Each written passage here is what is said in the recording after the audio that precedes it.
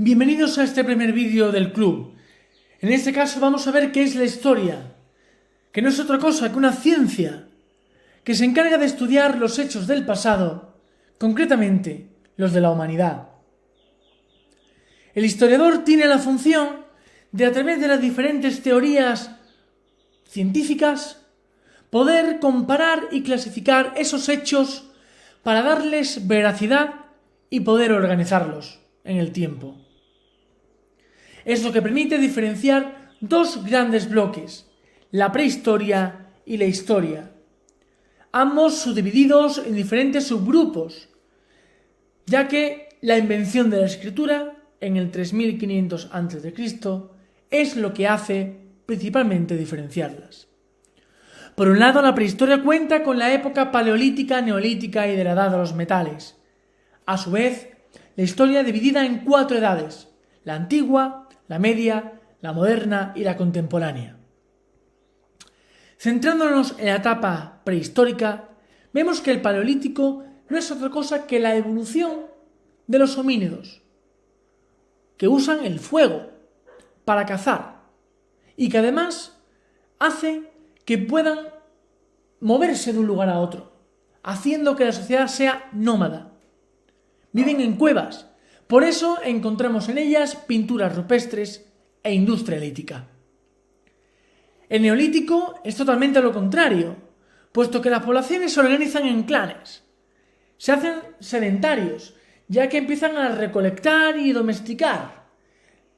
Esto provoca que los productos sobrantes queden almacenados en vasos cerámicos. Además, observamos una mejora de toda la industria lítica. La edad de los metales tiene una característica básica: el uso del metal como elemento clave para el desarrollo de estas sociedades que cada vez se van haciendo más jerárquicas. Un metal trabajado en altos hornos, como el cobre, el bronce o el hierro, que permite crear estas armas que defienden a la ciudad en caso de ataque de otras poblaciones. Culturalmente, desarrollan una sociedad megalítica, una sociedad basada en la construcción de grandes piedras, como las importantes construcciones de cromlech o dólmenes por toda Europa. La etapa histórica tiene 4 grandes bloques o subetapas. Para cada una de ellas veremos una fecha de inicio, de fin y también una serie de hechos importantes que ocurrieron en ella. La Edad Antigua comienza precisamente con esta aparición de la escritura en torno al 3500 a.C., acabando esta en el 476 después de Cristo, con la deposición o quitar del poder al último emperador romano, Rómulo Augustulo. Los principales hechos que ocurrieron fueron el desarrollo de la cultura mesopotámica, de la cultura egipcia o incluso la aparición de los persas, que tantos problemas daría a una Grecia que va creando poco a poco una democracia. O también el reinado del gran Alejandro Magno, que llevó al imperio griego a su máximo esplendor.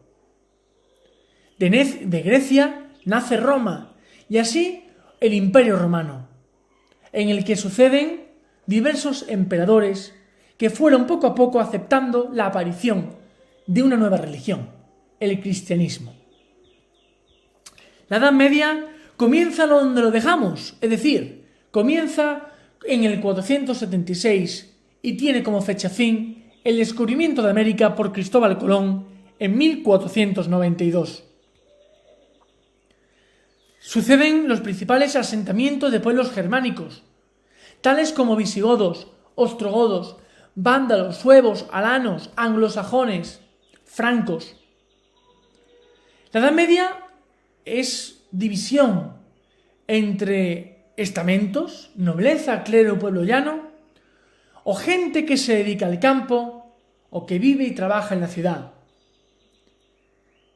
Surge la nueva religión del Islam por Mahoma y, en su evolución, una gran expansión que permite la llegada de estos árabes a la península ibérica para el desarrollo de la cultura del Al-Ándalus. Suceden procesos epidemiológicos como la peste negra europea o conflictos bélicos como la Guerra de los 100 años, la de las dos rosas, o la de la recuperación de Tierra Santa por parte de los cruzados. La Edad Moderna, que se inicia con este descubrimiento de América, tiene como fecha final la Revolución Francesa.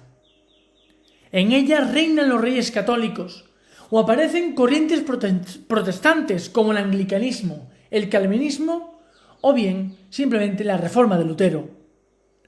Todas estas corrientes van a ser frenadas en el Concilio de Trento. Con respecto al mundo, se procede a la primera vuelta por Magallanes y Sebastián Elcano.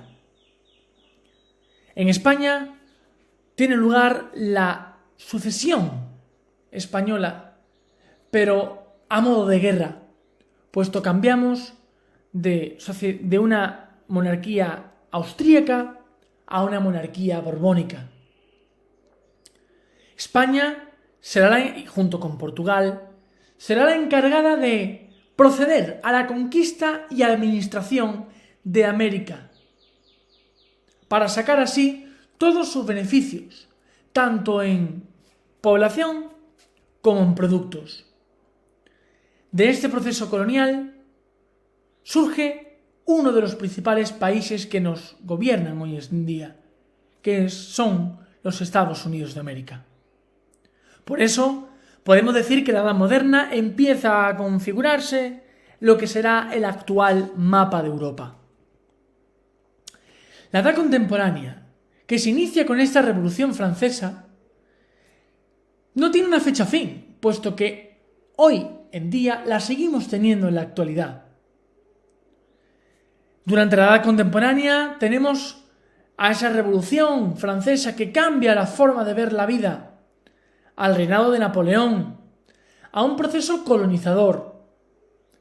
Revoluciones también posteriores del siglo XX, como la rusa, o el crack de la bolsa de Nueva York, que mirará o creará una idea diferente de cómo proceder al desarrollo de la economía. ¿Y qué más que decir que conflictos mundiales, como la Primera y Segunda Guerra Mundial, o algo más establecido en bloques, como la Guerra Fría entre Estados Unidos y la URSS, o conflictos muy recientes en la historia de España, como la Guerra Civil o la dictadura de Francisco Franco. Ahora vamos a tratar el cálculo de los siglos. Para ello tenemos que tener una serie de nociones básicas anteriores. Para empezar, que existe un antes y un después de Cristo. Esto será muy importante, puesto que no es lo mismo el orden en el que se encuentren dichos siglos, en función de si es antes o después. Veamos algunos ejemplos, pero para ello es necesario recordar que los siglos deben ponerse en números romanos. Y ahí tenéis una lista. Recordemos cuáles son los 5 números romanos básicos. El 1, el 2, el 3, el 4, que comienza con una resta, es decir, 5 menos 1. Por eso se pone un palo a la izquierda de la V del 5. En el caso de ir sumando, será a la derecha donde se pondrán dichos elementos. Por eso ponemos el 6, el 7 y el 8 con palos sucesivos a la derecha del 5. Al llegar al 9, como es el doble de 5, vamos a ver que para decir 9 vamos a restarle 1, por eso ponemos un palo a la izquierda del 10. Si vamos a empezar a sumar, 11, 12 y 13, de nuevo esos palos irán a la derecha. De nuevo establecemos el 15. A la izquierda vamos a poner todo lo que sea la resta y a la derecha la suma. Vamos a sumar de derecha a izquierda. Así sucesivamente, como podéis ver en la imagen. teniendo claro este cálculo, al menos, o esta disposición de números romanos, y de que existe un antes después de Cristo, vamos a recordar un poco de matemáticas.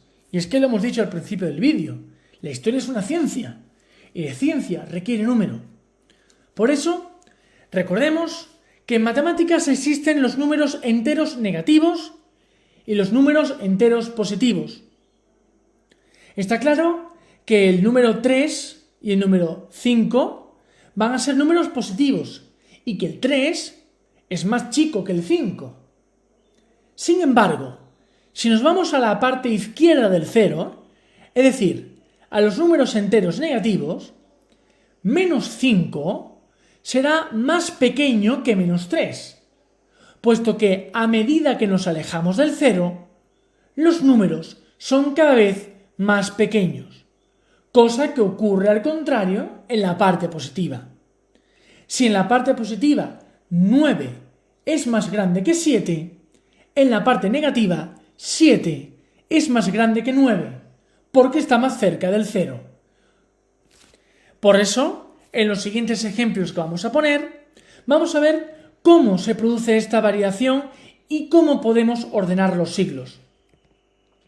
El siglo V antes de Cristo tiene que ser, por lógica, más pequeño que el siglo IV después de Cristo. Todo lo que sea antes de Cristo estaría, por así decirlo, en la parte numérica entera negativa, mientras que todo lo que sea después de Cristo estaría en la parte entera positiva. Por eso, si hablamos de que el siglo V antes de Cristo, que si le damos un número sería el menos 5, es más pequeño que el 4 de la parte positiva. Menos 5 es más pequeño que 4. Con lo cual, el siglo V antes de Cristo es más pequeño que el siglo IV después de Cristo. Cuando es antes y después, no hay problema. Sobre todo surge cuando es antes y antes. Por ejemplo, el siglo III antes de Cristo es más grande que el siglo VI antes de Cristo. Recordemos que al estar antes de Cristo estamos, entre comillas, en la parte negativa de la historia. Con lo cual, hablamos de que menos 6 es más pequeño que menos 3, puesto que menos 3 está más cerca del cero. Fijaros en este caso, pero es mucho más cercano. El siglo II antes de Cristo es más pequeño que el siglo I antes de Cristo. ¿Por qué? Porque el siglo I, entendiéndonos en números matemáticos, el menos 1 está más cerca del menos 2, está más cerca del cero. Menos 2 está más lejos del cero. Por eso menos 2 o el siglo II antes de Cristo tiene que ser más pequeño que el siglo I antes de Cristo. En el caso en el que los dos siglos sean después de Cristo, el orden lógico. El siglo IV después de Cristo tiene que ser, por lógico, más pequeño que el siglo VIII después de Cristo, porque 4 es más pequeño que 8. Y para terminar con el cálculo de siglo, vamos a traspasar o a transcribir números que serían los siguientes: números de una cifra o de 2, números de 3 y números de 4. Veamos los ejemplos. En el primer caso encontramos el año 24, o como veis abajo, el año 8. Antes o después de Cristo, nos da exactamente igual. Se procede de la misma manera, sea antes o después. Pero fijaros, mirad que cuando es una o dos cifras, aún así le ponemos tantos ceros sean necesarios para convertirlos en números de 3. Por ejemplo, el número 24, el año 24, necesitaría a la izquierda un 0 más, porque si lo ponemos a la derecha sería 240. Poniendo un 0 a la izquierda, siempre cuando es número de 3 cifras, como acabamos de hacer ahora mismo, 0,24, cogemos ese valor y le añadimos 1. Por eso, en el año 8, que habría que poner 2 ceros para que fuera un número de 3 cifras, de nuevo el primer número sería también un 0. Por eso, al sumarlo, también sería el siglo I antes de Cristo. O después de Cristo, nos da exactamente igual. Quiere decir que todos los años que vayan desde el 0 hasta el 99, sea antes o después de Cristo, serán denominados como el siglo I. La situación cambia con las 3 cifras. ¿Por qué? Porque en este caso, las 3 cifras en las que ya el valor va a cambiar de la primera cifra. Por ejemplo, tenemos ahí el año 378. Para calcular el siglo de un número de 3 cifras, cogemos el primer valor, el 3, y lo único que tenemos que hacer es añadirle uno más. Con lo cual, el año 378 a.C. corresponde al siglo IV a.C. En el ejemplo que tenéis abajo, que hay un error, ahora vamos a ver cuál, tenemos el año 685 después de Cristo. Como es un número de 3 cifras, cogemos la primera, el 6, y le añadimos 1, el 7. Pero como ya sabemos, en números romanos. El fallo está, como podéis ver, en que si era el año 685 después de Cristo, no puede ser el siglo VII antes de Cristo. Este fallo no está puesto a propósito, para que tengáis en cuenta de que hay que respetar los DC y los AC. Si nos vamos a las 4 cifras, observamos que tenemos que coger las 2 primeras. Dividimos el número en 2 grupos de 2. Cogemos las 2 primeras. En el caso del 1284, cogemos el 12 y le añadimos 1, con lo cual sería el siglo XIII antes de Cristo. Como podéis ver abajo, el año 1432 tendría también que cogerse las 2 primeras cifras, el 14, y se le sumaría una más, que daría lugar al siglo XV después de Cristo. Pues nada más. Espero que os haya gustado y que hayáis aprendido un poco más sobre cómo comenzar a dividir la historia.